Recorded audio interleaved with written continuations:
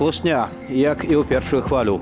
Мінздароўя заявіла, што напярэдадні ў нашай краіне з прычыны каранавірусу памерла 18 чалавек. Свабоднае аб'яднанне лекараў «Белая халаты» сцвярджае, што гэта звесткі толькі з 2 шпіталяў.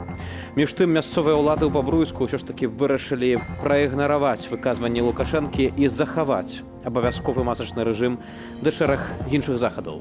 Вітаю, шаноўнае спадарства. З вами Вітал Ціўчык, гэта студыя «Белсад». Маладую сужэнскую пару палітзняволеных Сергея і Анастасію Крупенічаў ужо ў 8-мы раз запар караюць сотнямі за перасылку адно аднаму навінаў з тэлеграм-каналаў. На Акрэсціна ў нялюдскіх умовах яны правядуць без перапынку да 112 сотняў. Але нягледзячы на такія навіны, людзі ў Беларусі ўсё роўна працягваюць лазіць акцыі і дасылаць нам фота ды відэа.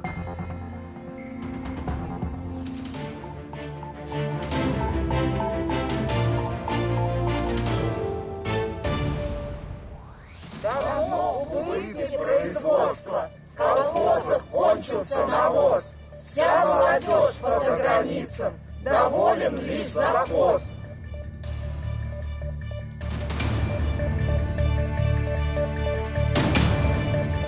Информация про более высокую заразность этого вируса идет из эпидемиологических данных. Говорят, где-то раза в 3 отличается средняя заразность этого вируса.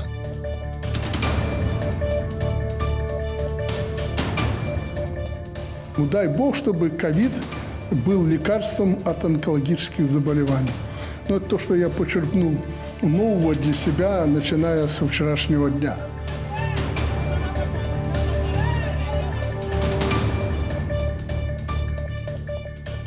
Мы будем говорить про тое, якія формы эканамічных санкцыяў мы можам разгледзець. Міністры замежных справаў ужо абмеркавалі гэта, каб было ясна, што мы асуджаем гэтую форму гандлю людзьмі пры дзяржаўным падтрыманні.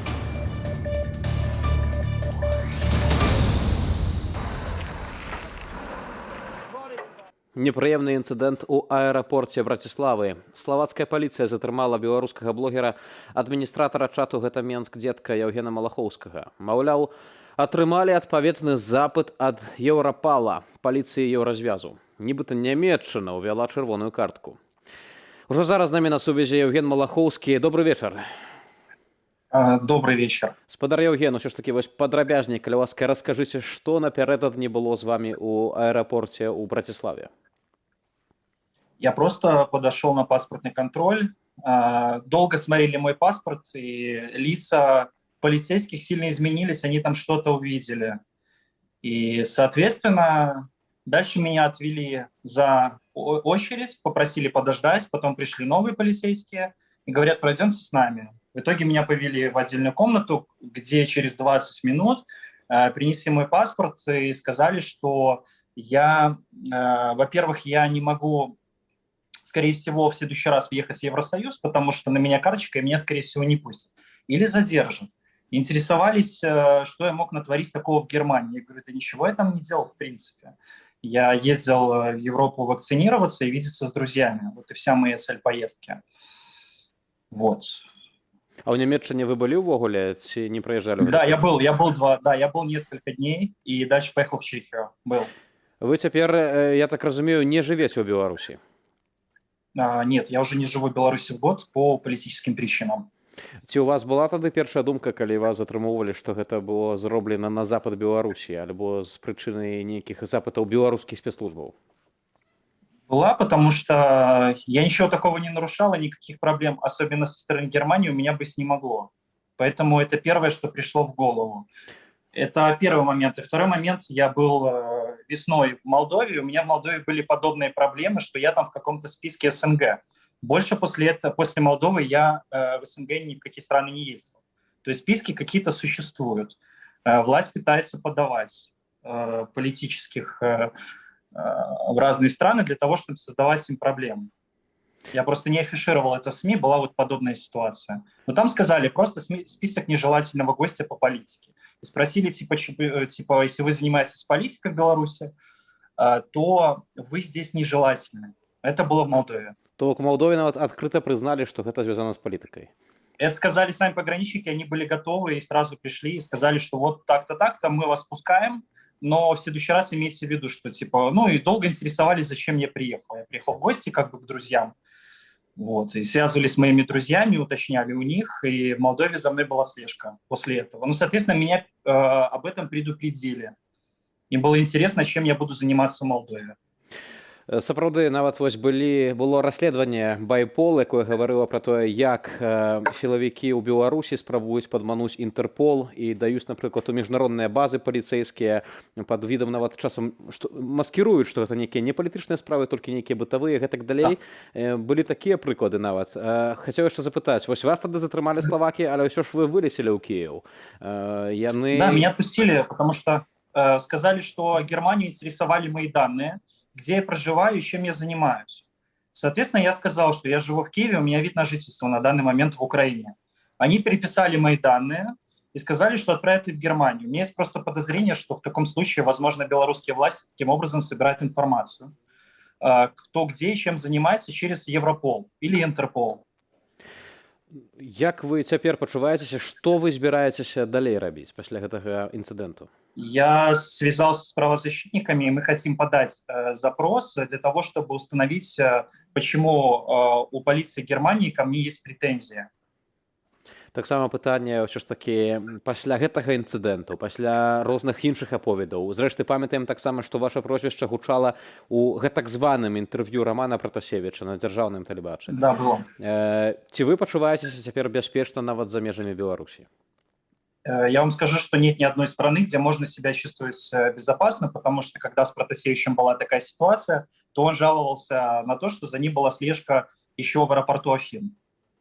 Поэтому ни в Евросоюзе, ни в Украине нельзя себя чувствовать абсолютно безопасно. Вы звярнуліся да праваабаронцаў, каб неяк разабрацца, чаму ёсць прэтэнзіі ў Нямецчыны да вас? Да, чтобы отправить запрос с моими данными, чтобы получить ответ, какие претензии Германии ко мне. Ведаем таксама, што вось інцыдэнт з вашым затрыманнем, хай кароткачасовым і паспяхова ўсё скончылася, але тым не менш, маем такія сігналы, на жаль, і ў іншых краінах. Там, напрыклад, Валянціна Ўласіка затрымалі ў Венгрыі, хаця ён меў польскую гуманітарную візу. На запад Беларусі яго затрымалі. Здаецца, што гэта ўсё ж такі такая пэўная глобальная праблема, што рэжым, нягледзячы на тое, што ён давёў нашу краіну, што мы адны з найбяднейшых у Еўропе, беларусы. Аднак у яго неяк хапае рэсурсаў на тое, каб рабіць такія пакасці для беларускай палітычнай міграцыі. Да, под видом так называемых совершенных преступлений, которые они подают, не политические, страдают люди, которые уехали именно по политическим причинам. То есть создаются специальные сложности. Это как бы видно, потому что я долго думал, что я мог такого натворить в Германии. Может, я в магазине что-то не оплатил, может, за отель. Да нет же, за все заплатил, да и в таких ситуациях Европол не привлекают, если ты где-то там не заплатил в метро за проезд, ну, допустим. Поэтому я задумался о том, что ничего такого в Германии не делал. Поэтому, скорее всего, это проблема как раз-таки в запросе, который просто пришел в Германию. Потому что большинство запросов по Европолу и по Интерполу, я там где-то почитал в интернете, переходят как раз-таки именно в Германию. Если надо кого-то задержать на территории Евросоюза. Потому что Польша, Литва и некоторые другие страны могут сразу автоматически Беларуси отказать. Мы маем таксама беларусы палітычнае прадстаўніцтва сваё за мяжою, ёсць офіс Святланы Ціханаўскай, ёсць, напрыклад, народнае антыкрызіснае ўпраўленне Паўла Латушкі. Яны таксама кантактуюць з уладамі заходніх краінаў. Спадар Яўген, вы вось трапілі ў такую сітуацыю і не вы адзін. На вашу думку, што варта зрабіць, каб такога больш не паўтаралася, нават калі паспяхова заканчваецца, каб увогуле не было такіх прэцэдэнтаў? Ну, это сложный вопрос, потому что каких-то прецедентов, чтобы там страны отключали от Интерпола, вроде как не было. Да? Поэтому самое главное говорить об этом и держать это на контроле. И хорошо, что есть диаспоры, которые вступаются.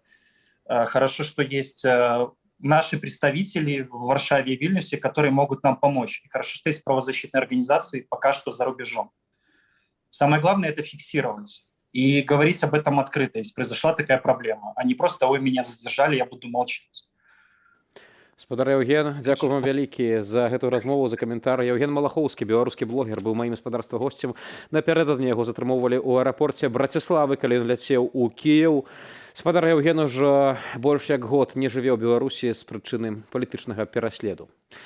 Спадарства, трошкі застаемся з тэмай таксама мяжы, кантролю. Міграцыйны крызіс на граніцы працягвае трываць. Служба аховы дзяржаўнай мяжы Літвы за апошнія сотні не пусціла ў краіну 79 мігрантаў. Польскі памежны камітэт паведаміў пра 600 спробаў нелегальнага перасячэння мяжы з беларускага боку. 19 асобаў пры гэтым затрымалі. Міграцыйны крызіс на мяжы з Беларуссю адно з прыярытэтных пытанняў падчас саміту кіраўнікоў краінаў Еўразвязу, які сёння распачаўся ў Брюсселі. Крызіс на мяжы ўваходзіць у новы этап. Мы мелі справу са спробай прарыву групаю мігрантаў, узброеных нажамі, сякерай, камянямі ды бярвёнамі. Яны прарвалі агароджу нашых умацаванняў і намагаліся трапіць на польскі бок. Усе яны былі тут жа затрыманыя. Быў выкарыстаны слезацечны газ, і згодна закону іх вярнулі на беларускую тэрыторыю. Dzisiaj mierzymy się z hybrydowym zagrożeniem, gdzie... Сёння мы сутыкаемся з гібриднаю пагрозаю, калі рэжым Лукашэнкі спрабуе праз штучны міграцыйны штурм на ўсходняй мяжы Польшчы, усходняй мяжы Еўразвязу дэстабілізаваць сітуацыю. Do destabilizacji. Tutaj wszyscy gratulują nam tego, w jaki sposób radzimy sobie skutecznie. Усе віншуюць нас з тым, як мы даем рады з узмацненнем мяжы ды яе бяспекаю падчас гэтага тыпу гібридных атакаў. Atakami, nazwijmy to potocznie, hybrydowymi. Мы будзем гаварыць пра тое, якія формы эканамічных санкцыяў мы можам разгледзець. Міністры замежных справаў ужо абмеркавалі гэта, каб было ясна, што мы асуджаем гэтую форму гандлю людзьмі пры дзяржаўным падтрыманні. Спадарства, тэма, якую мы неяк анансавалі таксама на пачатку выдання, і яшчэ будзем да яе вяртацца, гэта безумоўная эпідэмія каронавірусу. Новая хваля ў Беларусі б'е усе антырэкорды, нават тыя, да якіх мы маем сумневы, нават афіцыйныя звесткі Мінздароўя гавораць пра тое, што ўсё больш і больш хворых і ўсё больш і больш людзей памірае, на жаль. І акурат у нашу рэдакцыю даслалі свой ліст зварот беларускія лекары з замежжа. Яны просяць беларусаў дапамагчы лекарам у змаганні з каронавірусам. Перадусім таксама гаворка пра тое, каб заставацца дома, калі ёсць такая магчымасць. Таксама пакінуць у хаце дзяцей школьнікаў, студэнтаў, адмяніць нежыццёва важныя асабістыя сустрэчы, наведванне грамадскіх месцаў і святкаванні. Перанесці можа важныя сустрэчы ў дыстанцыйны фармат. І, вядома, яшчэ ёсць заклік, зноў-такі, беларускіх лекараў, гэта прышчапляцца любой даступнай вам вакцынай супраць COVID-19, бо ніводная вакцына не дае 100% абароны ад захворвання, але ўсе вакцыны змяншаюць рызыку і сур'ёзна змякчаюць цячэнне хваробы ў большасці прышчэпленых. Для кагосьці прышчэпка можа азначаць розніцу паміж хатняй прастудай і перапоўненай больніцай, для кагосьці паміж кіслароднай маскай і штучнай вентыляцыяй лёгкіх, ці паміж жыццём і смерцю.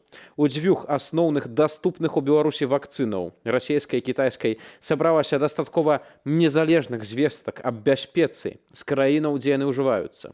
Поўны эфект ад вакцыны з'яўляецца толькі праз 2 альбо 4 тыдні пасля заканчэння вакцынацыі. Яшчэ будзем вяртацца, спадарства, да гэтай тэмы. Зараз трошкі вернемся да тэмы зноў палітзняволеных. Уладзімір Устін, Менчук, асуджаны на 3 гады абмежавання волі па так званай хіміі. Паводле артыкулу за гвалт у дачыненні да міліцыянта. Уладзіслава затрымалі некалькі разоў. Першы раз летась 14 ліпеня, калі вяртаўся з Сумоўя па працаўладкаванні. Яго схапілі і кінулі ў аўтазак, там збівалі. Раніцай яго вызвалілі без пратакола, аднак 16 ліпеня затрымалі зноў. Потым 2 месяцы хлопца трымалі пад арыштам у СІЗА, і пасля прысуд з накіраваннем адбываць пакаранне ў папраўчай калоніі адчыненага тыпу нумар 7 у Пружанскім раёне. Аднак праз некаторы час хлопец змог уцякчы з хіміі і пакінуць Беларусь. І цяпер ён у бяспецы. 14 июля и я поехал на станцию метро Пушкинскую, устраивался на работу, так сказать, хотел поехать в Польшу работать. В общем, обратно поехал домой на метро, с Октябрьской на Купаловскую охранник не пустил, пришлось идти до ближайшей станции метро открыты. И задерживали людей, вытягивали их, ну, избивали. Вот, как бы, ну, в один прекрасный момент, как бы, я смотрел, как бы, увидел, меня это впечатлило вообще, вся эта толпа. Вот, но в один момент увидел, как ОМОНовцы просто бьют ребят, ну, и, как бы, можно на все смотреть до определенного момента. Потом просто морально выгораешь внутри, потом уже, ну, нельзя стоять, надо что-то делать. Вот, но я побежал толкать ОМОНовцев, чтобы хоть как-то перенять внимание их на себя и, как бы, чтобы ребята могли вырваться и убежать. ОМОНовцы успели меня подхватить, ну и задержали, естественно. Задержали, как бы, повалили на землю, вот. Там прилетело немножко. И потом в автозак повели. В автозак, когда передавали, сказали, типа, убивайте его, он наших мочил. Вот. Ну и там в автозаке было веселье. Ну и в 5:15 утра я вышел с РУВД. Поехал домой. Дома там поспал часик и на работу.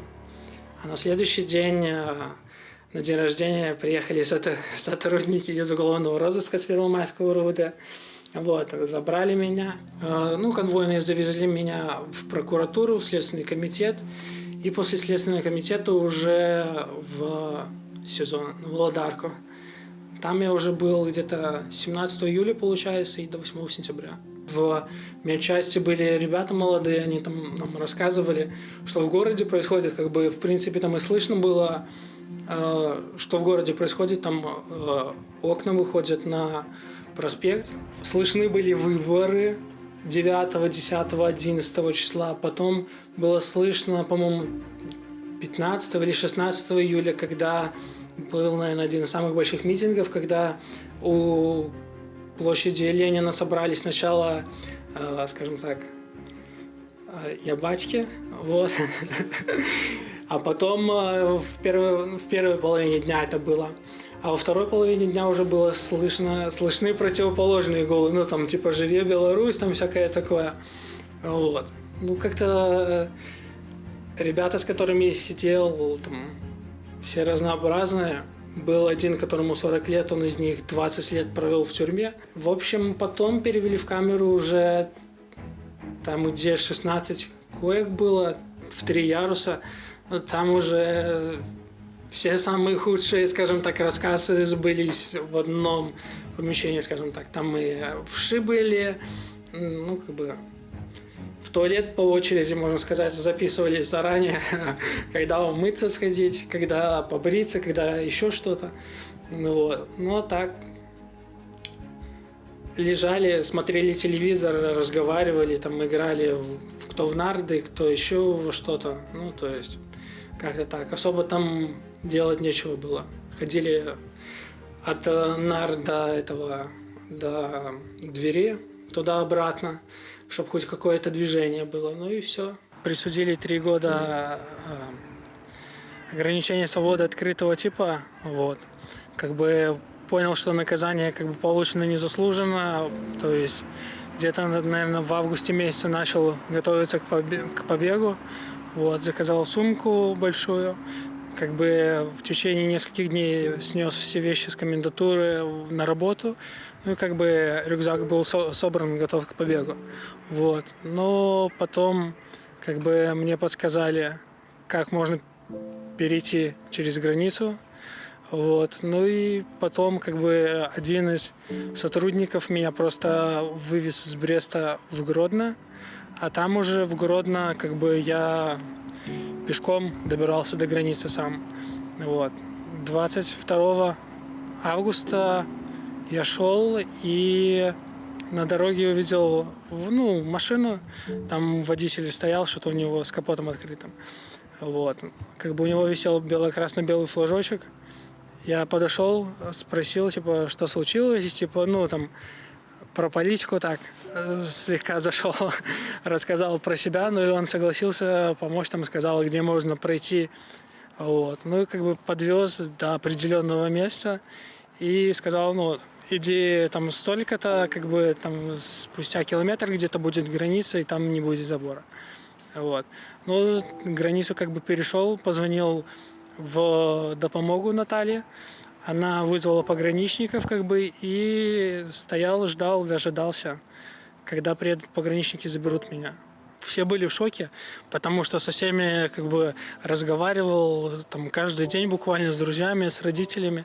И как бы просто тут такая новость, что политзаключенный Владислав Устин сбежал с химии, как бы подвергло всех в шок. Ну, здесь все хорошо, как бы жить есть где, и есть тоже есть что. Вот. Но работы, конечно, плохо, что работы пока нету. Есть одна идея открыть здесь свою бургерную хорошую, вот, но не совсем свою, как бы, как открыть франшизу. Вот.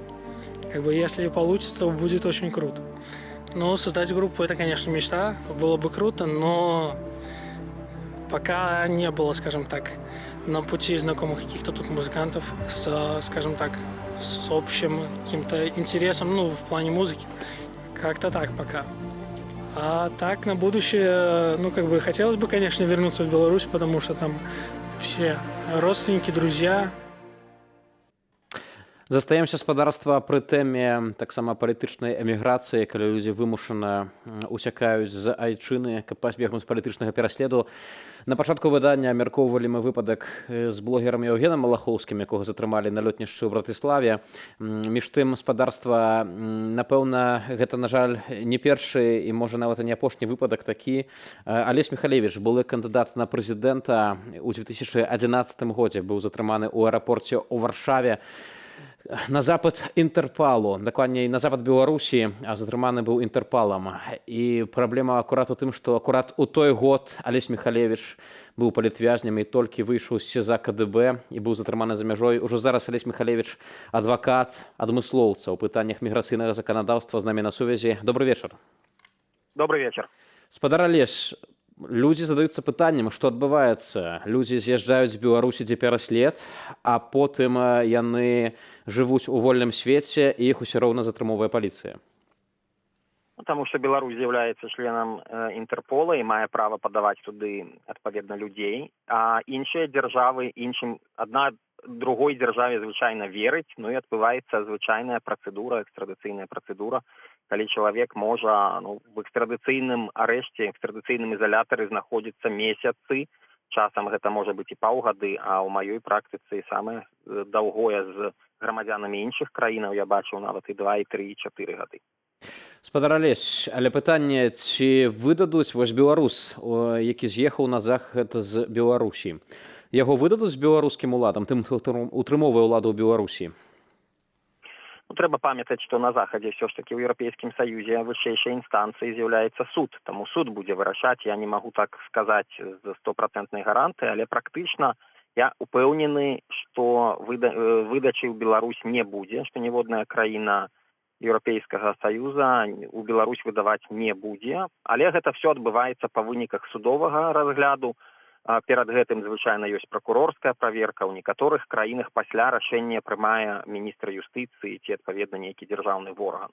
Але ў адносінах да беларусаў, тыя, хто так ці інакш звязаныя па якім бачна, што гэта пераслед носіць палітычны характар, натуральна, выдачы не будзе. Валянцін Уласік, беларус, які жыве ў Польшчы, атрымаў польскую гуманітарную візу і ў жніўні паехаў адпачываць на мора ў Харватыю. І акурат выязджаючы з-па-за шенгенскай прасторы на венгерска-харвацкай мяжы быў затрыманы і ўжо практычна колькі? 2 месяцы знаходзіцца пад арыштам. Чаму, навошта, Еўразвяз уводзіць санкцыі супраць рэжыму Лукашэнкі? Еўразвяз увесь час кажа, што падтрымлівае беларусаў, а тут чалавека кідаюць, па сутнасці, пад вартай яго трымаюць, таму што ёсць запад з Беларусі. Так, але трэба памятаць, што нідзе не напісана, што ён пераследуецца па наўпрост палітычнаму артыкулу. Афіцыйна запад ад Рэспублікі Беларусь быў атрыманы за несплату аліментаў.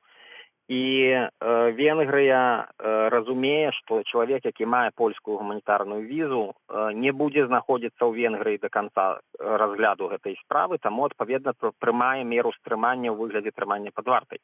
То есть у прастанароддзі сажае чалавека ў турму на час разгляду гэтага пытання. Гэта нармальна, гэта звычайная практыка, на вялікі жаль. по экстрадыцыйных таких запытах, а паколькі Венгрыя арыентуецца ў беларускай сітуацыі нашмат горш, чым Польша ці Літва, напрыклад, ну то гэта будзе чакаць свайго судовага разгляду. Я ўпэўнены, што з ім па выніках все будзе нармальна. Я асабіста таксама сачу за гэтай справай і в ёй непасрэдна ўдзельнічаю, але нічога тут не зробіш, бо ёсць суддзя, які вырашыў, што на час разгляду гэтай справы чалавек будзе знаходзіцца ў ізалятары. Паўстае пытанне, як беларусам, якія ўцеклі ад палітычнага пераследу ў нашай краіне, сябе забяспечыць на захадзе, што іх уратуе нават вось ад нейкага часовага арышту ці нават ад такога непрыемнага інцыдэнту, як затрыманне на лётнішчы? Ну, статус бежанца, напрыклад, або іншы раўназначны там ці падобны статус, ён у значнай ступені спрашчае сітуацыю. Напрыклад, у выпадку спадара Власіка гэта было б проста, тады было б все нашмат хутчэй, і суду нашмат цяжэй тады прымаць меру стрымання ў выглядзе трымання пад вартай, сажаць чалавека ў турму. Але таксама ёсць механізмы, напрыклад, паведаміць у Інтэрпол, што такі зварот з боку Рэспублікі Беларусь магчымы. І тады, напрыклад, Інтэрпол блакуе чалавека пасля таго, як ён там знаходзіцца. Таму як бы магчымасці ёсць розныя, проста трэба разумець, што вы в групе рызыкі і нейкія папярэднія дзеянні прарабляць. Гэта статус уцекача альбо статус міжнароднай абароны, зноў-такі так званы жэнеўскі пашпарт, які выдаюць людзям, якія маюць гэту міжнародную абарону. Ён, бадай, ратуе ў еўразвязе, у шэнгенскай прасторы. А што, калі мы кажам пра такія краіны з-паза Шэнгену, ну не ведаю, тая самая Грузія, альбо, умоўна, чалавек паехаў адпачываць у Егіпет на мора. Ці там такія дакументы ратуюць? Пра Егіпет не скажу, але ёсць універсальны аанаўскі прынцып non-refoulement, не выдачы таго чалавека, які атрымаў статус бежанца супраць пераследу ў канкрэтнай краіне. Таму ў тэорыі ён павінен павратаваць паўсюль. Але мы з вами цудоўна разумеем, што калі гэта будзе, напрыклад, Расія ці Казахстан, ці нават Арменія, Азербайджан, ну то гарантый ужо нейкіх сур'ёзных гарантый няма. Ну і трэба памятаць, што чым больш прававая дзяржава, тым больш верагоднасці штосьці даказаць. Таму я не магу, безумоўна, сказаць пра Егіпет, Туніс ці нейкія краіны з вельмі слабой прававой сістэмай.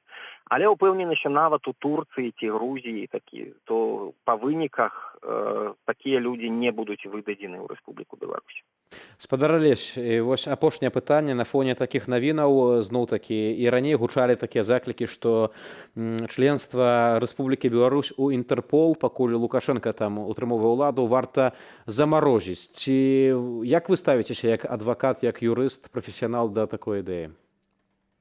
Я ставлюся дастаткова пазітыўна да таго, каб унутры Інтэрпола былі розныя магчымасці прыпыняць удзел па некаторых праграмах. Напрыклад, каб Беларусь не мела магчымасці падаваць новых людзей у спіс Інтэрпола, або каб была дадатковая працэдура, каб па кожным чалавеку павінна была Беларусь дадаткова тлумачыцца і тлумачыць, што гэта за чалавек, і каб, напрыклад, нейкая незалежная камісія правярала кожнага з тых, каго падаюць. То бок трэба, каб Інтэрпол рэфармаваўся, трэба, каб былі дадатковыя магчымасці пакаранняў да такіх краінаў, як Беларусь. На вялікі жаль, гэта далёка не адзіная краіна, гэта і Іран, і вельмі шмат розных краінаў у свеце, якія злоўжываюць Інтэрполам. Увогуле трэба памятаць, што большасць краін у свеце яны не дэмакратычныя, і адпаведна ў Інтэрполе вельмі шмат такіх праблемаў, калі сваіх палітычных апанентаў рэгулярна падаюць у вышук. Спадар Алесь, дзякуй вам вялікі за каментар, за гэтую размову. Алесь Михалевич, былы кандыдат на пасаду прэзідэнта, адвакат, таксама адмыслоўца ў міграцыйным заканадаўстве, быў маім гаспадарства госцем. Між тым, змяняем тэму. Ужываць зброю змогуць не толькі міліцыянты, але таксама супрацоўнікі, напрыклад, нават Белпошты альбо спартовага таварыства «Дынама» пры ўвядзенні надзвычайнага становішча. Пачынаюць дзейнічаць папраўкі да законаў аб узброеных сілах і аб надзвычайным становішчы, і ўжо зараз абмяркуем іх з вайсковым экспертам, спадаром Александром Алесіным. Добрый вечер. Добрый вечер. Хацеў вас запытацца, як у прафесіянала, навошта былі зроблены такія папраўкі, што калі будзе надзвычайнае становішча, пад стрэльбу, пад ружжо паставіць не толькі вось людзей з сілавых структураў, але нават такія арганізацыі статутныя, як, напрыклад, Белпошта?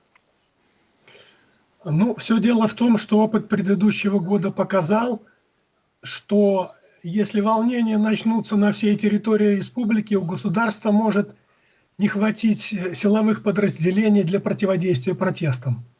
И учитывая, что они могут возникнуть спонтанно в различных концах страны, и переброска быстрая туда силовых подразделений или внутренних войск, или сил спецназа может занять определенное время, для этого будут привлекаться для того, чтобы выполнять немедленные задачи, и не силовые подразделения, такие как персонал спортивных обществ, патронируемых МВД, так как вооруженная часть охраны почтовой и ряд других парасиловых формирований, как говорится. Я думаю, что это прежде всего учет опыта прошлого года. Ничего нового в этом нет. Для того, чтобы использовать эти силы, чтобы на юридически законном основании в государстве приняты такие изменения в правовые акты. Ну, тут пра юрыдычна законныя падставы таксама можна моцна вельмі ставіць пад сумнеў, але пытанне, ну, калі сілавік, то ўсё роўна там, вядома, там, ведаеце, ёсць вайсковыя рангі, ёсць там капітан, важней за яго майор, падпалкоўнік, палкоўнік, так далей. Гэта вельмі такая іерархізаваная структура. Ну, а вось пытанне спартовых таварыстваў, ці нават Белпошты, ну, якая там іерархія? Ці гэтыя людзі будуць выконваць якія-кольвек загады? Все дело в том, что Белпочта такая структура, что там есть и подразделения, которые обеспечивают вооруженную охрану ценных грузов, ценные корреспонденции, переводов и так далее. Поэтому бывшие работники силовых ведомств, которые выходят в отставку, либо закончили службу в силовых подразделениях, они устраиваются на работу практически по специальности, могут в Белпочту, как люди, несущие вооруженную охрану. Вот. Они могут там устраиваться, но свои навыки они ведь не теряют. Использовать их вне законного права, вне поля закона, ну, было невозможно, потому что они могли отказаться. Теперь существует законодательная основа для того, чтобы на законном основании их привлечь к выполнению операций по противодействию протестным действиям. Ну так, ёсць гэтыя працэдуры прынятыя, сапраўды. Пытанне законнасці выносім тут за рамкі. Спадар Александр, пытанне трошкі, скажем так, па іншай тэме. Цяпер міністр абароны Шайгу заявіў пра тое, што ствараецца агульная ваенная дактрына саюзнай дзяржавы, то бок Беларусі і Расіі. Патлумачце, калі ласка, вось для нашых тэлегледачоў, само па сабе паняцце ваенная дактрына. Ну вось мы там помнім яшчэ там, ну, можа з падручнікаў гісторыі, там дактрына Брэжнева, яшчэ штосьці, але гэта ўсё так выглядае вельмі аддалена ў часе. Што ў 2021 годзе, што гэта такое? Ну, военная доктрина – это своего рода высший документ в области обороны, который определяет политику в области подготовки к военным действиям, перевооружения армии и ведения военных действий в случае возникновения военного конфликта. Этот документ, он разрабатывается в соответствии с существующими и предполагаемыми военными угрозами, и обычно он разрабатывается на определенный период. Либо это доктрина государства, либо доктрина оборонительного союза, либо вот как в нашем случае доктрина союзного государства Беларуси и России. Вообще это не новый документ. В 2001 году была первая военная доктрина принята союзного государства Беларуси и России. Предполагалось, что она будет регламентировать порядок подготовки вооруженных сил Беларуси и России к военным действиям и в случае возникновения военных действий, ведения этих военных действий. Но потом, скажем так, экономические противоречия между Москвой и Минском привели к тому, что эта доктрина не обновлялась. С 2001 года по сей пору не обновлялась. В 2018 году Путин издал указ о том, что подписать такую военную доктрину. Но белорусская сторона это дело замылено, и с тех пор документ находился в подвешенном состоянии. Сейчас объявлено о подготовке новой военной доктрины, новой редакции, которая должна быть принята на Высшем Госсовете Беларуси и России 4 ноября. Насколько этот документ будет принят, трудно сказать, но похоже, что последние события, обострение отношений Беларуси с Западом и точно так же обострение отношений России с Западом сблизили эти страны в области обороны. И эта доктрина все-таки будет подписана и одобрена президентами двух стран. Спадар Александр, дзякуй вялікі за гэты разбор і у нейкім сэнсе таксама пацверджанне вашых словаў, нават тое, што сказаў Шайгу, што гэта дактрына, гэта адказ на цытаты тут на палітычны і эканамічны ціск з боку так званага калектыўнага захаду, то бок дактрына відавочна будзе мець антызаходнюю скіраванасць. Александр Лесіна, вайсковы эксперт, быў маім спадарства госцем. Між тым, тое, што вось я ўжо гаварыў, у нашу рэдакцыю даслалі зварот беларускія лекары, і ў ім гаворыцца, што медыкам зноў патрэбна дапамога. Вельмі моцная хваля эпідэміі, якая праходзіць ва ўмовах недахопу персаналу, матэрыялаў і яшчэ больш агрэсіўнага віруса. Медыкі просяць аслабіць нагрузку на медычныя установы, даць практычныя рэкамендацыі, як гэта варта рабіць, а таксама акцэнтуюць увагу на неабходнасці прышчапіцца любой даступнай вакцынай. Мы паразмаўлялі з адной з аўтарак гэтага звароту нашай суайчынніцы спадарыняй Настасьяй Пігаль, якая зараз працуе ў Злучаных Штатах. Поведение каждого человека должно соответствовать теперешней довольно опасной ситуации. То есть это масочный режим, причем жесткий, это в любом помещении, где есть люди, должны носиться маски. Люди должны быть на каком-то расстоянии друг от друга. И, кроме того, просто избегать мест, где есть скопление людей. То есть скопление людей это может означать домашний праздник. То есть или детский праздник где-то в каком-то общественном месте, либо просто поход в магазин. То есть если вы можете избежать этих контактов с другими людьми, то на данный момент это очень важно сделать. В Америке сейчас рекомендуется всем выздоровевшим просто идти и прививаться, несмотря на уровень антител, несмотря на то, когда произошла их болезнь. Кто-то может подождать иногда несколько недель, например, или месяц-другой. Вот, но общие рекомендации: выздоровели, можно идти прививаться. А в данной ситуации я бы сказала, что то, что мы делаем, то, что мы вакцинируемся, особенно вот среди людей, подростки и молодые люди, которые, скорее всего, перенесут болезнь легко, скорее всего, они защищают своих родственников, они защищают своих соседей, они защищают тех, кто не может быть привит. Это дети. Особенно если подумать вот про пациентов онкологического центра белорусского, Минского, то вы можете представить, через что проходят сейчас семьи этих детей, потому что они не могут быть привиты. И они могут заболеть серьезно, вплоть до того, что они могут не выжить в этой ситуации.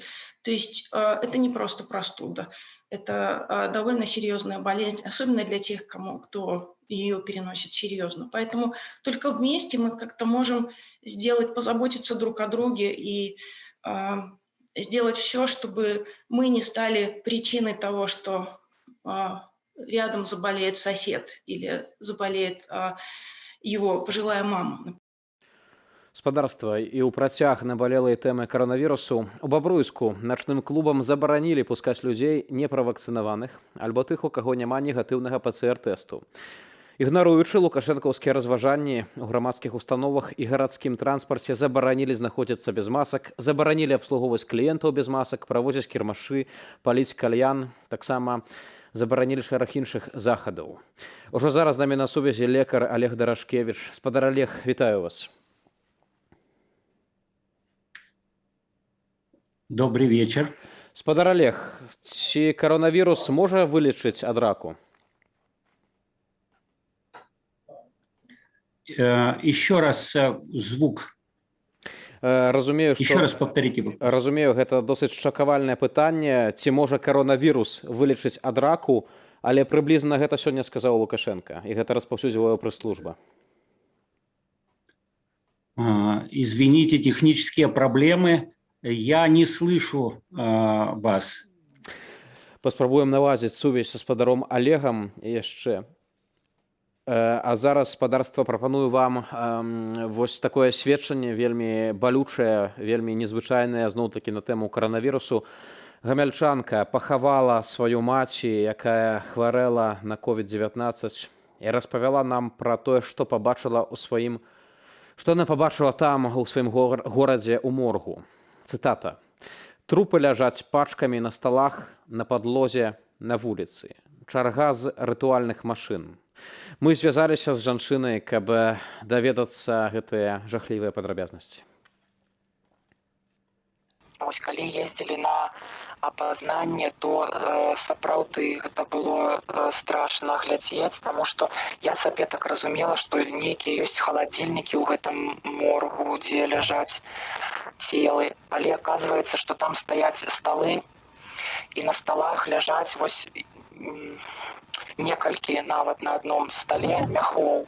На одном столе некалькі мяхоў, на іншым столе некалькі мяхоў, на падлозе ляжаць мяхі, і бачна па абрысах, што гэта людзі, дзе ногі, дзе рукі, дзе галава, гэта ўсё бачна.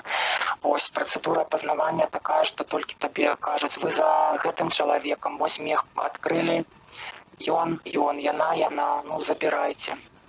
Ось таксама гэта была чарга у Гомелі, вельмі цяжка, немагчыма купіць труну ў рытуальных агенцтвах, калі ты не замаўляеш у іх паслугі. Ось, але ў нас была дамова з рытуальным, таму мы гэта зрабілі без праблем. З катафалкаў чарга была, то бок адныя заязджаюць на могілкі, іншыя выязджаюць. Вось такія былі справы, так што вельмі, канешне, страшна. Я думаю, калі б людзі бачылі рэальную статыстыку, магчыма, больш сур'ёзныя ставіліся б да гэтай праблемы. Вось. І, канешне, трэба вельмі сябе берагчы і сваіх блізкіх, асабліва хто старэйшага ўзросту ці нейкія хранічныя захворванні. Уже зараз з намі на сувязі доктар Олег Дарашкевич. Спадар Олег, вітаю вас.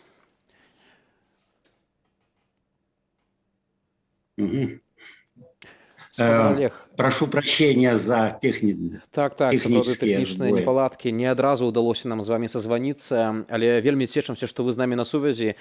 І тэма вельмі сур'ёзная. Вось тое пытанне, якое вы не пачулі першае, гучала так. Ці можа каранавірус вылечыць ад раку? Таму што менавіта такую заяву сёння распаўсюдзіла прэс-служба Лукашэнкі, менавіта яго цытуючы. Это, очень смелое утверждение. Должны быть очень серьезные исследования, чтобы показать, что вирус только в опухолевых клетках размножается и подавляет опухоль.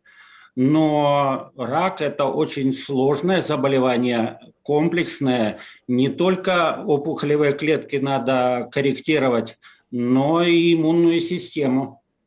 Таксама, спадар Олег, тое, што вось пішуць таксама вашы калегі, што людзі, якія цяпер хварэюць на рак, якія праходзяць, напрыклад, хіміятэрапію, яны наадварот з'яўляюцца ў зоне большай рызыкі наконт вось цяжкай версіі гэтай хваробы. То бок, мне здаецца, што па сутнасці такія вось заявы, якія распаўсюджвае прэс-служба Лукашэнкі, гэта па сутнасці проста у нейкім ступені нават здзек. Это авантюра, да. Нават здзек з людзей. Безусловно, люди, у которых снижен иммунитет, они гораздо тяжелее перенесут вирусную инфекцию. Она может быть для них смертельной.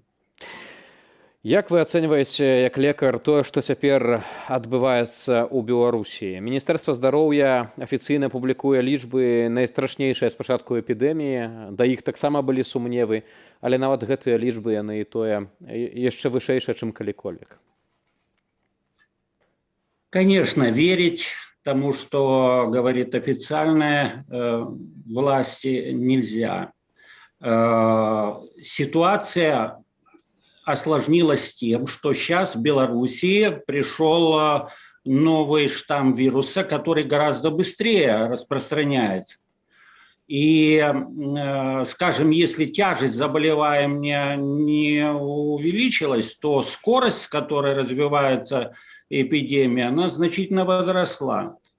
И так как объемы вакцинирования не очень высокие в Беларуси, то быстро идет нарастание числа заболевающих, и это может привести к коллапсу здравоохранения, особенно в условиях дефицита медицинских кадров.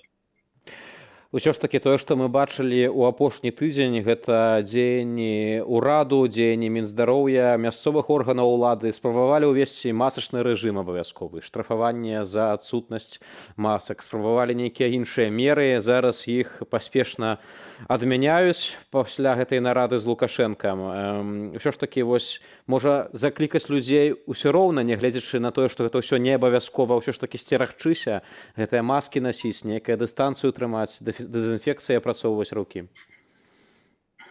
Если говорить о безопасности людей, все меры хороши.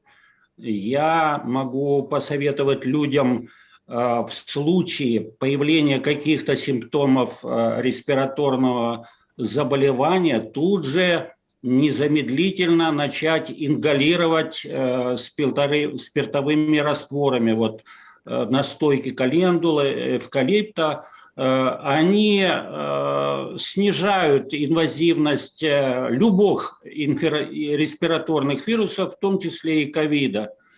Ну а прививаться любыми доступными вакцинами, тут уже не разбираясь.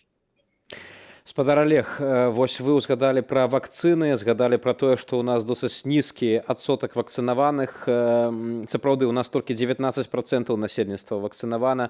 Для параўнання ў той самай суседняй Польшчы гэта больш за 50% насельніцтва. Вось у сваёй калонцы на нашым сайце, на сайце Белсату, юрыст Михаил Кірылюк кажа, што ёсць рэчы страшнейшыя за дыктатуру. Яны забілі ў Беларусі за мінулы год больш людзей, чым Лукашенко. Гэта невуцтва. Забівае. Гэта ён вось акурат таксама гаворыць пра тое, што людзі не хочуць у Беларусі вакцынавацца. Вось для таго, каб развеяць вось гэты ўвесь недавер, бо часта мы чуем у Беларусі, што людзі проста не давяраюць вакцынам, якія ў нас ёсць.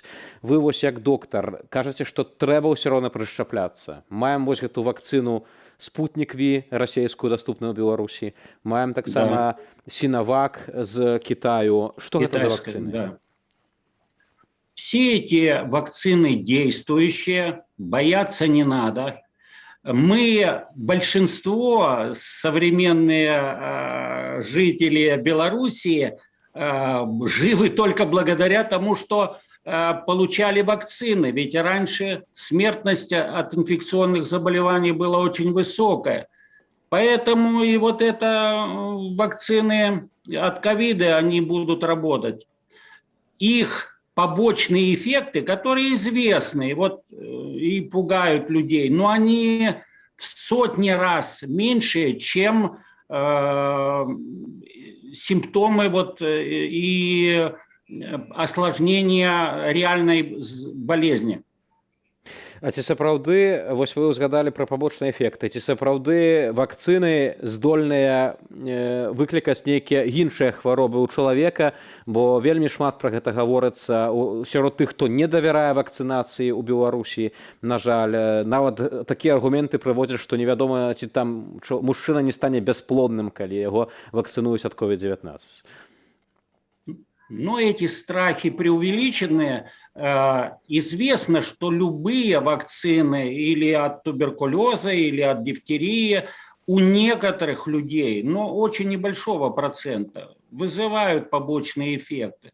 Бывают и серьезные осложнения, но для этого уже у медицины существует целый комплекс мер, чтобы предотвратить какие-то фатальные последствия. И повторяю, частота побочных эффектов от вакцин, они в сотни, а то и в 1000 раз меньше, чем опасность перенести само заболевание.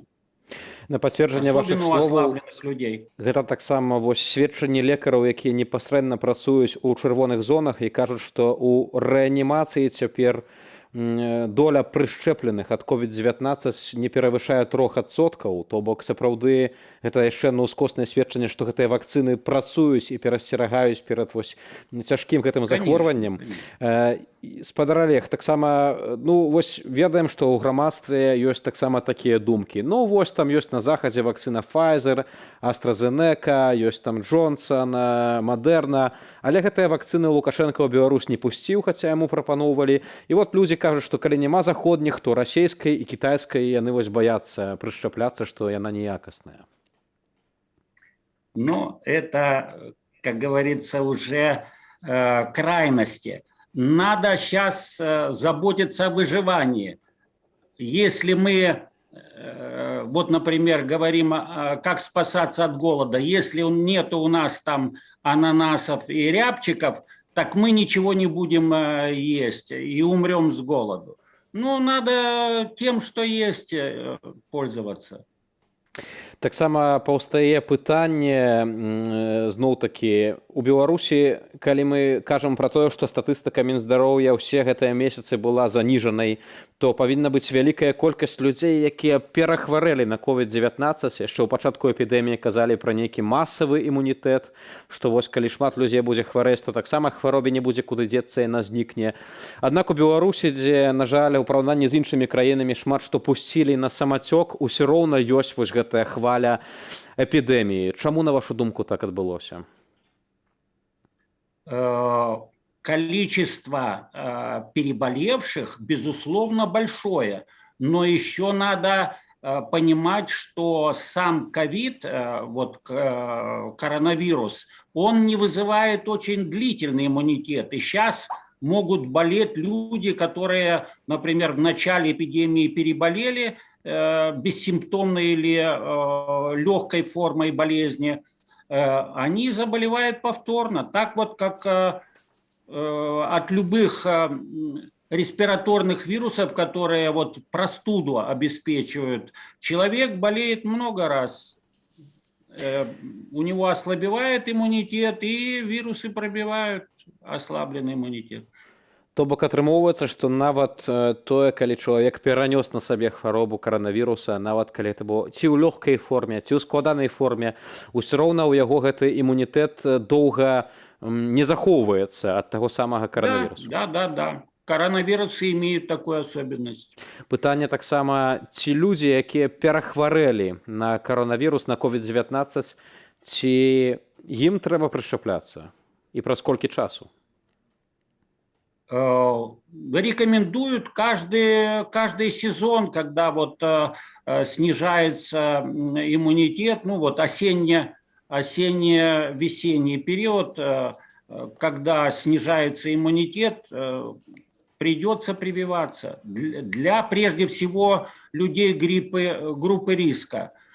Но надо помнить, что закаливание, физические упражнения, которые поддерживают хороший уровень кровообращения во всем теле, это являются очень эффективными способами снизить вероятность заболевания простудного. Хацеў яшчэ ў вас запытацца пра вось гэтыя сродкі такой асабістай гігіены, зноў-такі пытанне таксама масак. Ну вось людзі, якія, напрыклад, прышчапіліся, ці ёсць у іх патрэба, каб насіць маскі? Вось яны едуць у метро, ці трэба ім прыкрываць нос и рот?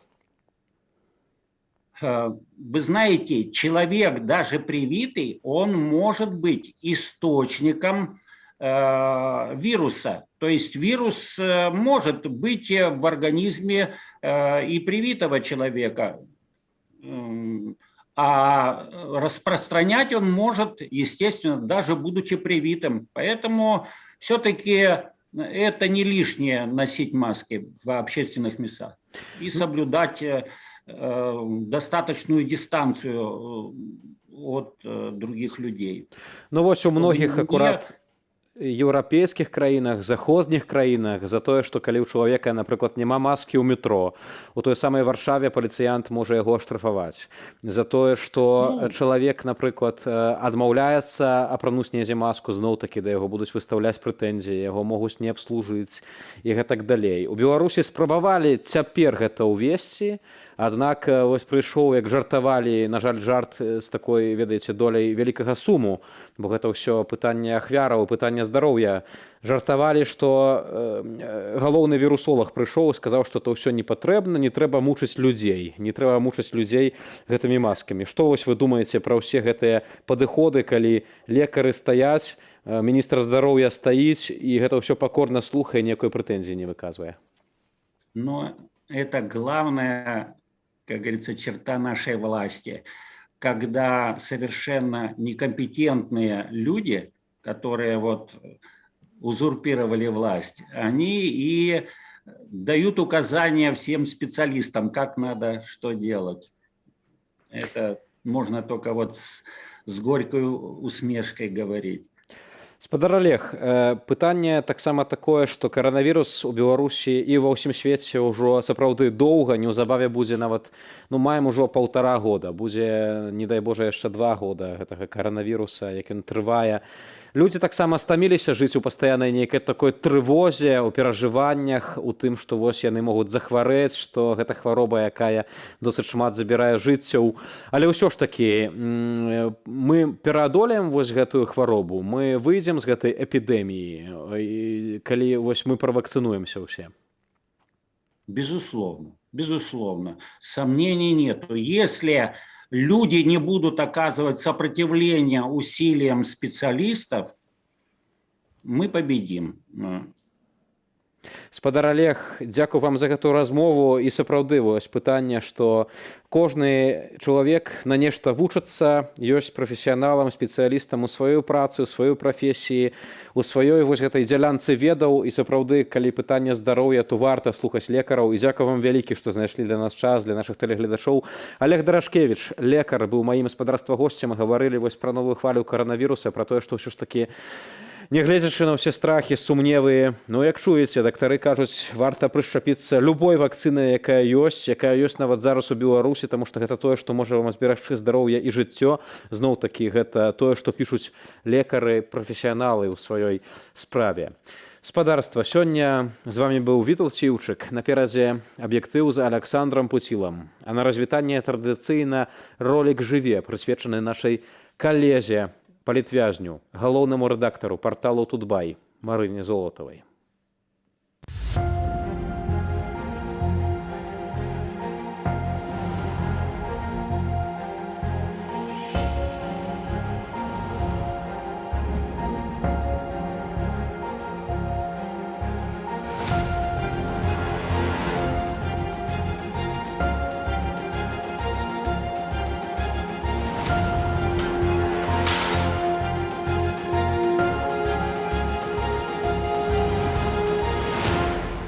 Беражыце сябе і клапаціцеся адно пра аднаго.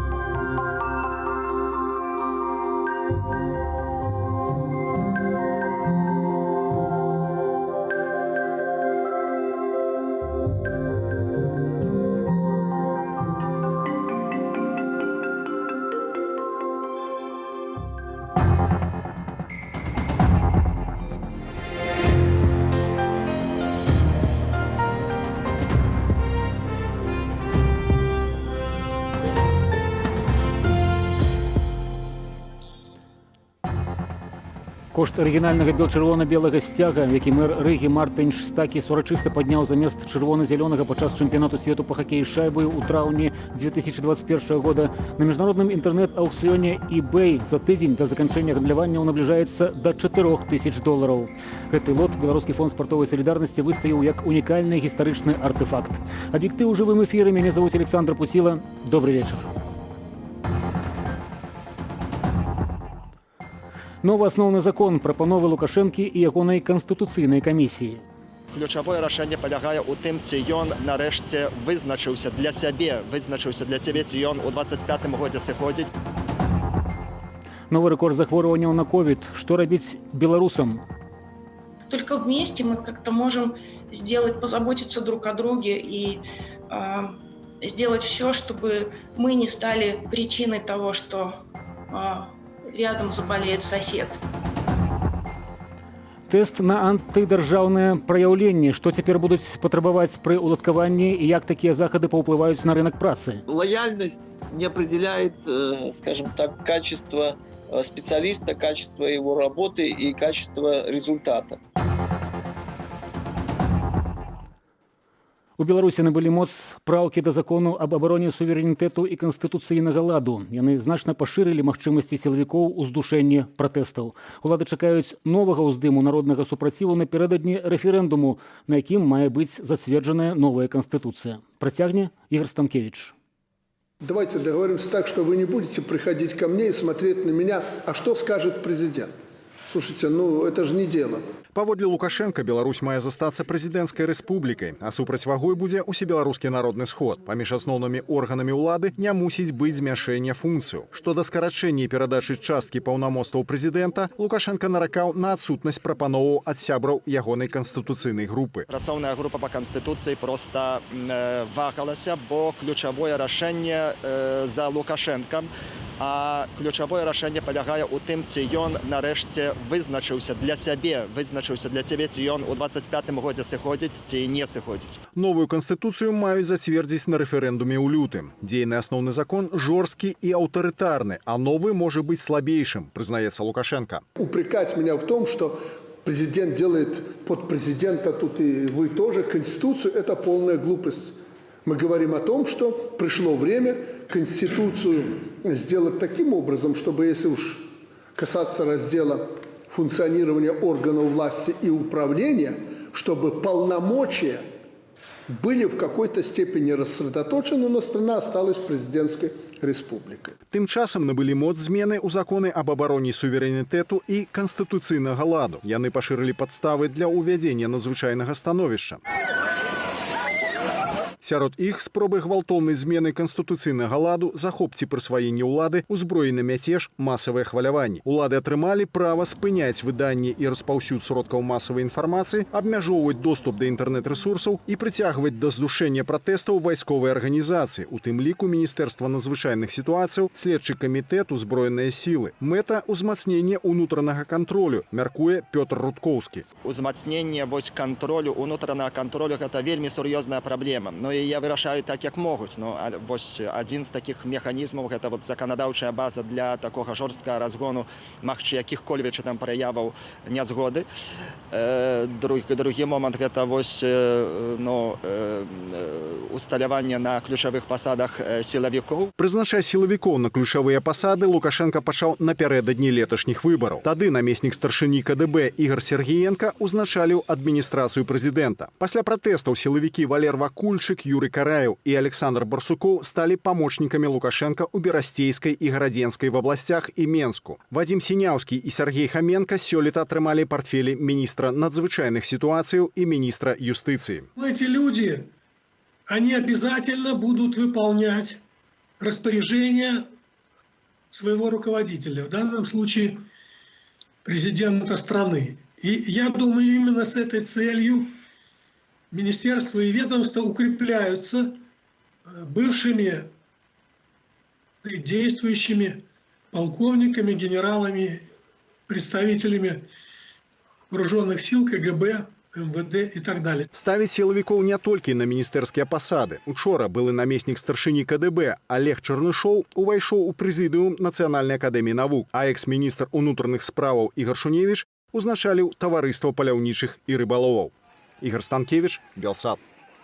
Першы з асуджаных у справе Ціхановскага Дмітрый Фурманаў выйшаў на волю. Ён цалкам адбыў прысуджанае яму пакаранне 2 гады калоніі агульнага рэжыму за нібыта арганізацыю дзеянняў, якія груба парушаюць грамадскі парадак.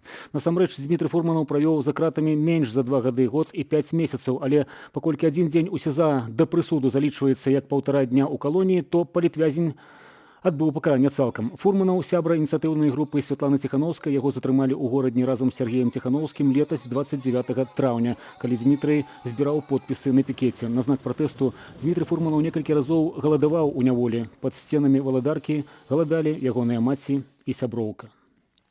Менскіх таксістаў і кур'ераў забавязалі з 1 лістапада зрабіць прышчэпкі ад коронавіруса. А Бабруйск стаў першым горадам, дзе ў рэстаўрацыі і забаўляльныя месцы пусцяць тых, хто прышчапіўся ці зрабіў ПЛР-тэст. Паводле Міністэрства аховы здароўя за апошнія сотні ў Беларусі захварэлі 2097 асобаў. Хто паклапоціцца пра беларусаў? Адно з пытанняў брыфінгу офісу Святланы Ціхановскай, зарганізаванага для тых, хто ў афіцыйныя лічбы не верыць. Юлія Цельпук. Не заніжаную, а рэальную статыстыку смерцяў ад ковіду гамяльчанка Аксана, імя змененае, пабачыла, калі забірала цела маці з моргу. На одном столе некалькі мяхоў, на іншым столе некалькі мяхоў, на падлозе ляжаць мяхі. І бачна па абрысах, што гэта людзі, дзе ногі, дзе рукі, дзе галава, гэта ўсё бачна. Вось працэдура пазнавання такая, што толькі табе кажуць, вы за гэтым чалавекам, вось мех адкрылі, Ён, яна, забірайце. Александр Лукашенко, які абвесціў тыдзень прафілактыкі коронавірусу, моргаў не наведвае. Ходзіць па больницах, апытвае хворых. Ковид не только на данном этапе придавил грипп, то есть не болеют люди гриппом практически, но и онкологи подозревают, что и онкология значительно упала не потому, что люди не обращаются, они это уже заметили. А что-то происходит такое. Міністэрства аховы здароўя рапартавала пра новы рэкорд захворвальнасці – 2097 інфікаваных і 17 памерлых. Пра замоўчанне абшару пандэміі, стан беларускай медыцыны і спосабах зберагчы здароўе людзям кажуць медыкі і палітыкі з замежжа. Арганізаваны офісам Святланы Ціхановскай онлайн-брифінг распачаўся о 19-й. Даже по тем обрывочным данным, которые к нам поступают из отдельных больниц, мы видим, что официальная статистика Минздрава полностью сфальсифицирована.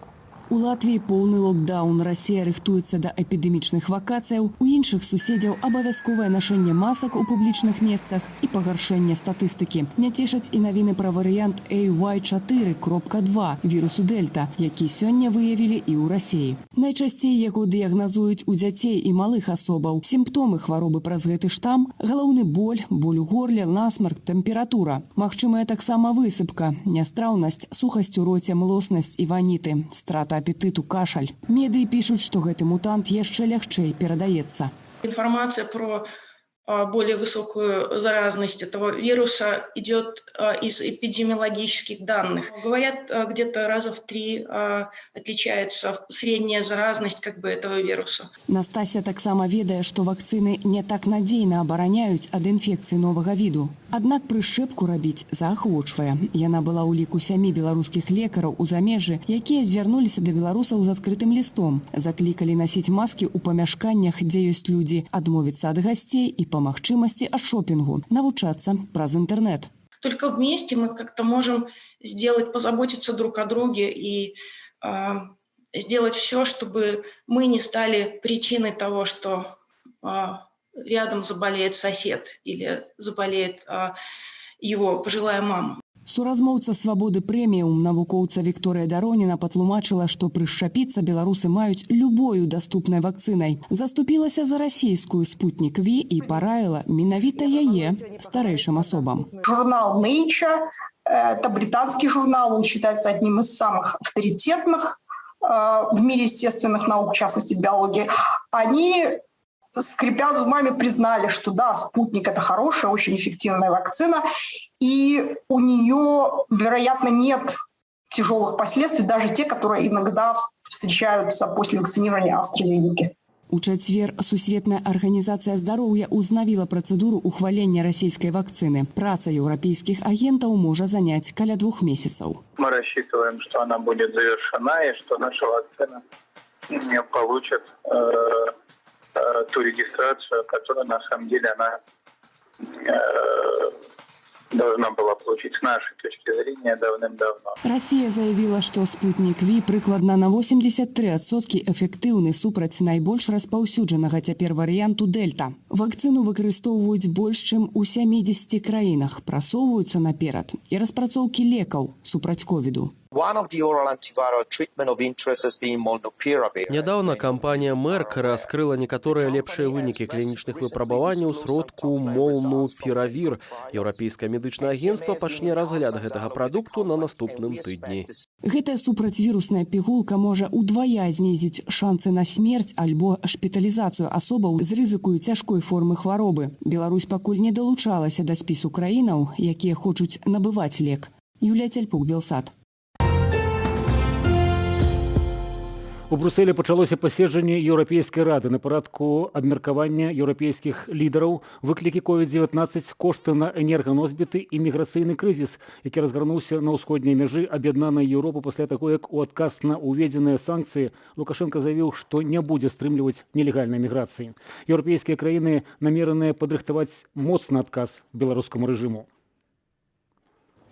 У Брюсселі распачалася сустрэча лідараў еўрапейскага звязу. Сярод пытанняў, якія збіраюцца абмеркаваць еўрапейскія палітыкі, міграцыйны крызіс на мяжы з Беларусю, які стаў пагрозай для аб'яднанай Еўропы.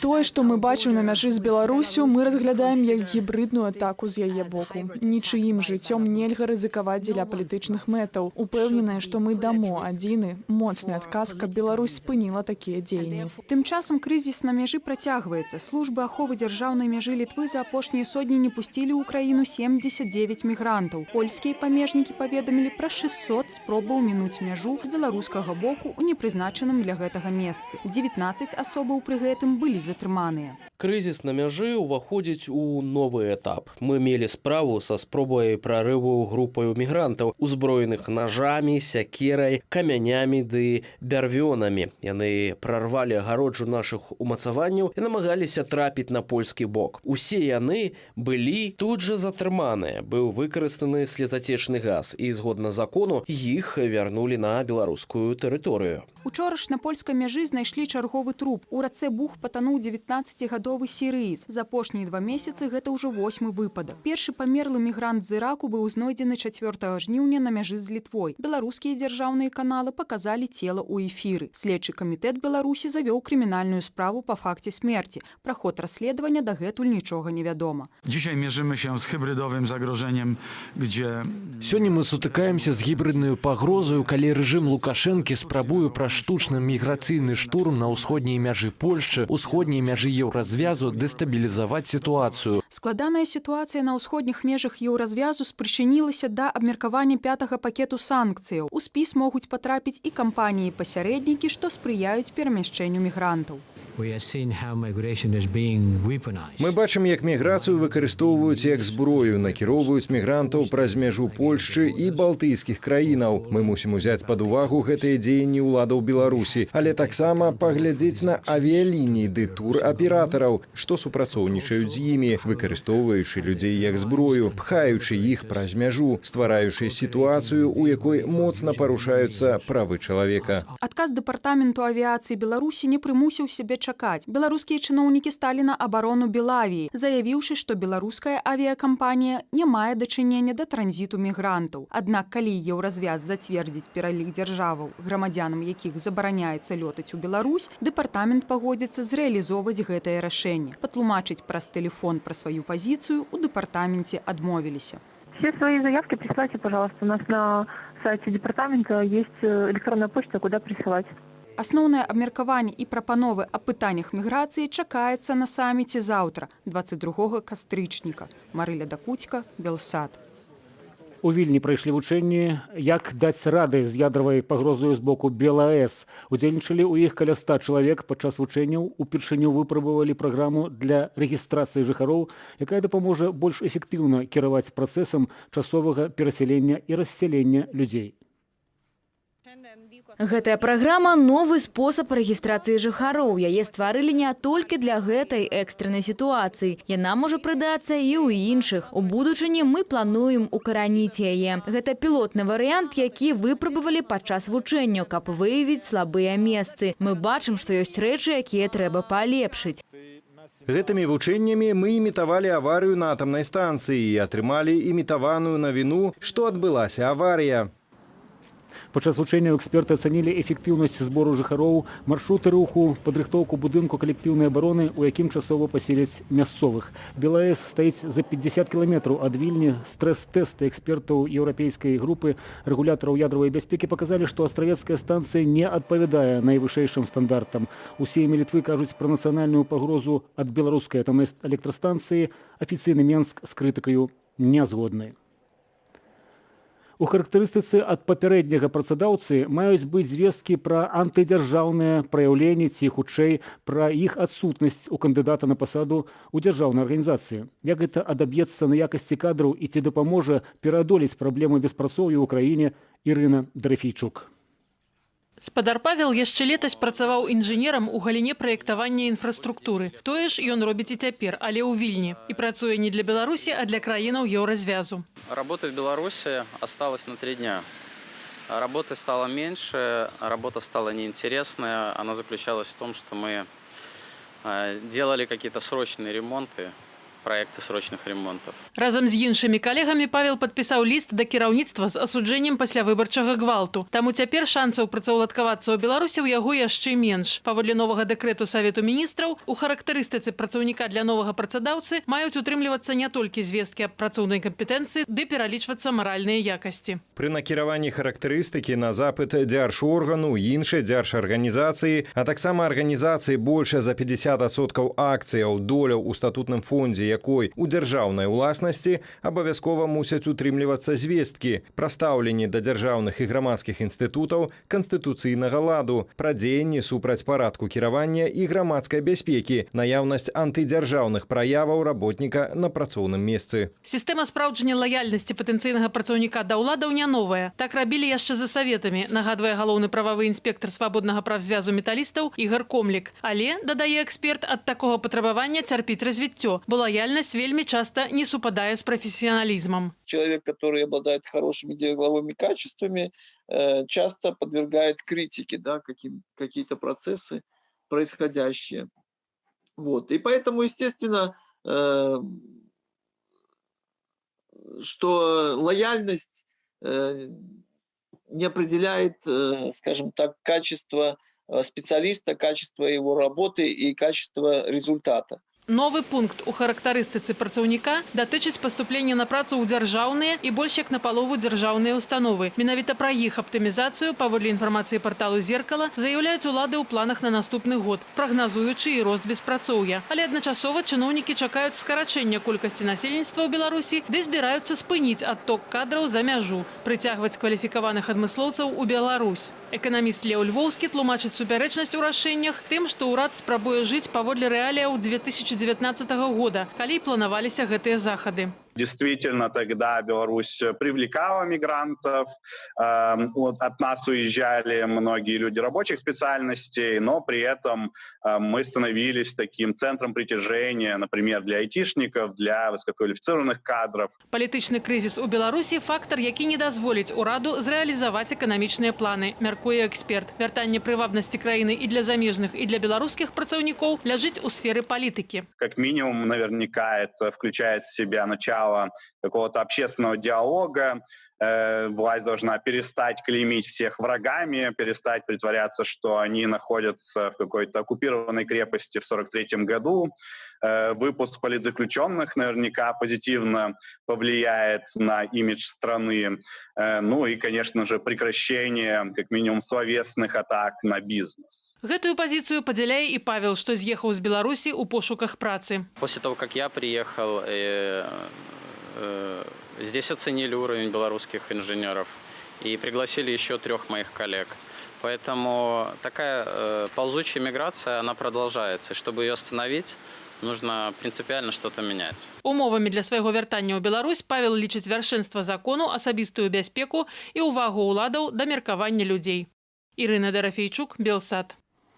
Объектов заканчивая свой эфир. Дякую за увагу. Знаёмьцеся з інфармацыяй і праз нашыя сацыяльныя сеткі. Наперадзе традыцыйная студыйная размова. Сёння вядоўца Валера Руселік павядзе яе з былым начальнікам аддзелу 3-го ўправлення Губазіку, а цяпер прадстаўніком байполу Александром Азаровым у гонар першай гадавіны заснавання гэтай ініцыятывы. Пытанні для абмеркавання самыя розныя. Заахвочваю далучацца і развітваюся. До новых сустрэч у эфіры.